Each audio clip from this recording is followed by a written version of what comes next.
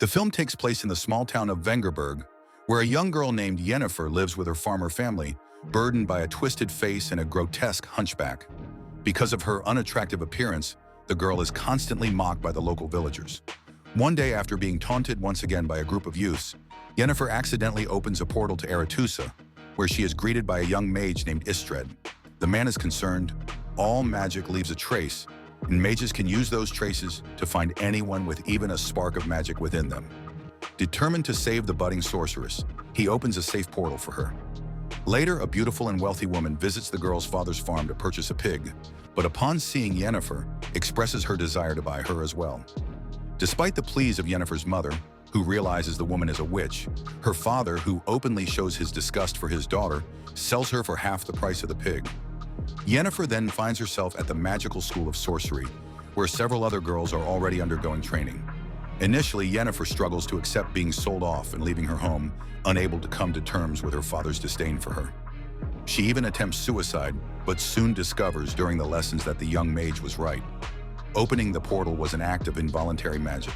This catches the attention of Tissaia, the headmistress of the school. Tissaia expects all the girls in the school to demonstrate their unique abilities. Before long, the first test is conducted.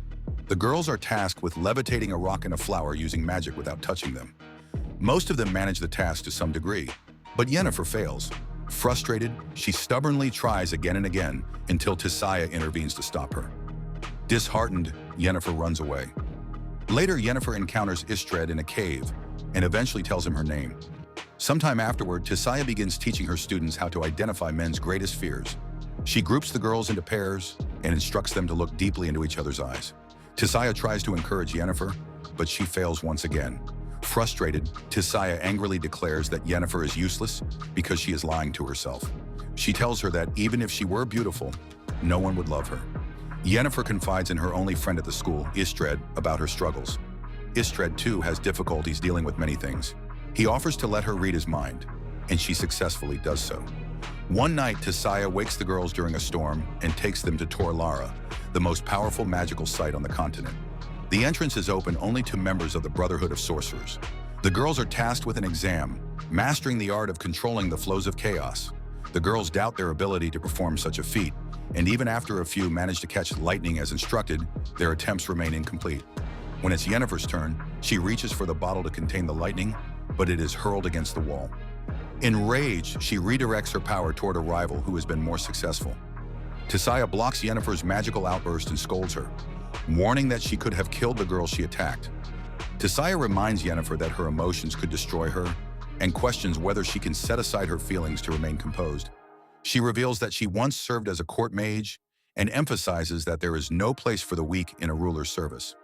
Yennefer begins doubting whether she possesses the qualities needed to succeed as a mage. Yennefer confides everything to Istred, including Tissaia's assertion that she knows everything about them and that they will never see each other again.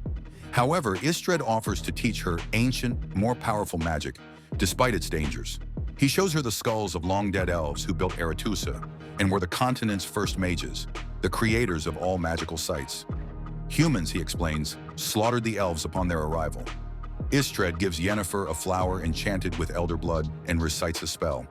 When Yennefer repeats it, she successfully opens a portal.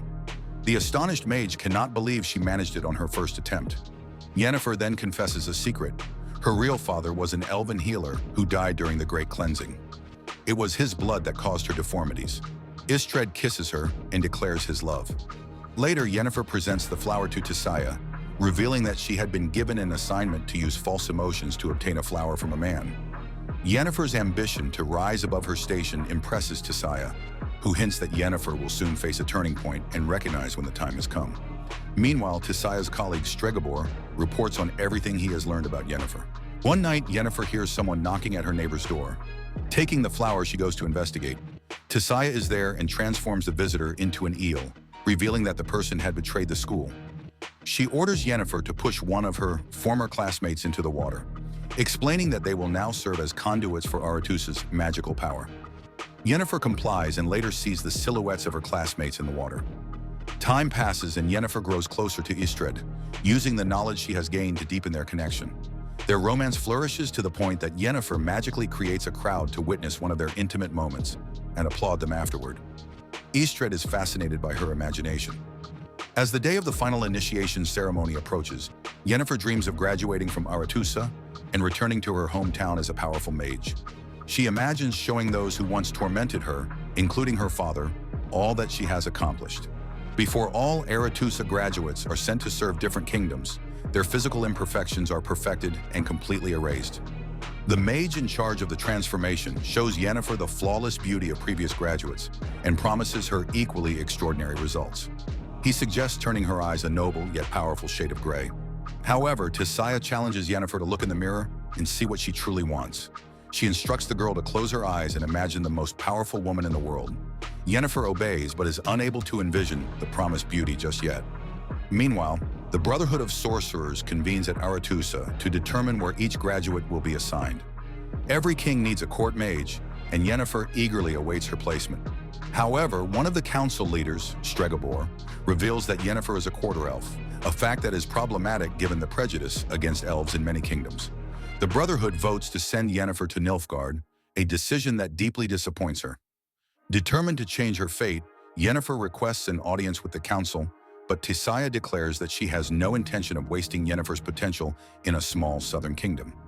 She reminds Yennefer of her elven blood, prompting the girl to realize that Stregobor is the one who revealed her secret. As the acceptance ceremony begins without her, a worried Istred finds Yennefer writing a letter to her father, seeking confirmation that she is truly his daughter.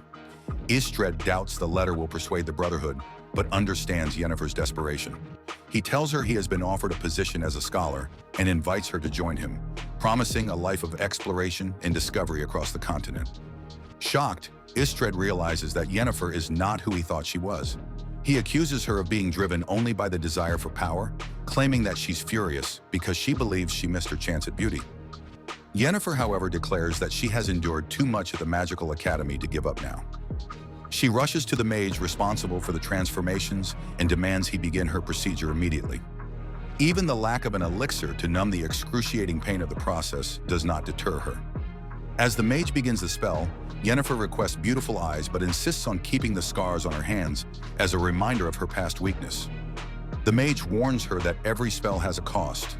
She will no longer be able to bear children. Yennefer agrees without hesitation, sacrificing her womb for the sake of complete transformation. The ritual begins, and Yennefer screams in unbearable pain, breaking the chains that bind her to the table. Her spine straightens, and her entire body appears to shift and reform. Writhing in agony, she eventually loses consciousness. Meanwhile, a grand ball continues in Aretusa's main hall. Suddenly, Tissaia notices the arrival of an unusually beautiful girl with violet eyes, Yennefer. She realizes that Yennefer has defied orders and undergone the transformation, but it is too late to stop her. One of the rulers notices Yennefer's striking beauty and invites her to become the court mage of his kingdom. He asks her to dance, and Tissaia can do nothing but watch from afar as Yennefer captivates everyone around her. Based on Andrzej Sapkowski's book series, The Witcher is an enchanting and gripping tale. Its vivid atmosphere and immersive world of monsters and steel swords are masterfully portrayed. The adventures of the female protagonist promise to grow even more thrilling in the episodes to come. Subscribe for more.